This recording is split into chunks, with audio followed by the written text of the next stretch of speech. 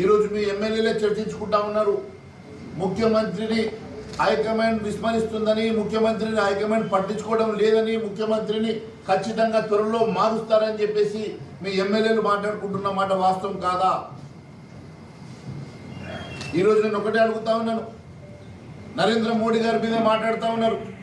నరేంద్ర మోడీ గారిని దించుతా అంటున్నావు. అయ్యా రేవంత్ రెడ్డి, మీ నాయకుడు సోనియా గాంధీ వల్ల కాలేదు, రాహుల్ గాంధీ వల్ల కాలేదు, నీ వల్ల ఏమైతుంది? ఒక బచ్చా నాయకుడు నువ్వు ఎన్ని రకాలుగా రాహుల్ గాంధీ భజన చేసినా ఖచ్చితంగా నిన్ను గతంలో చెప్పినా ఈరోజు కూడా చెప్తా ఉన్నాను. డిసెంబర్ లోపల ఎన్నికలు అయిపోయిన తర్వాత నీ పదవి గండం ఉన్నదని గతంలో చెప్పినా మళ్ళీ చెప్తా ఉన్నాను. ఈ స్థానిక ఎన్నికల తర్వాత డిసెంబర్ లోపల రేవంత్ రెడ్డి ముఖ్యమంత్రిగా దిగిపోవడం ఖాయం. కొత్త ముఖ్యమంత్రి రాబోతా ఉన్నాడు తెలంగాణ రాష్ట్రానికి. నేను మరొకసారి తెలియజేస్తా ఉన్నాను. ఈరోజు నీవు చేసే అవినీతి అంతా కూడా మీ నాయకుల దగ్గర చిట్టా ఉన్నది. నువ్వు చేసే డ్రామాలంతా కూడా మీ నాయకులకు అర్థమైపోయింది. నువ్వు ఎన్ని రకాలుగా డ్రామాలు చేసినా నిన్ను గద్దె దించడం ఖాయం.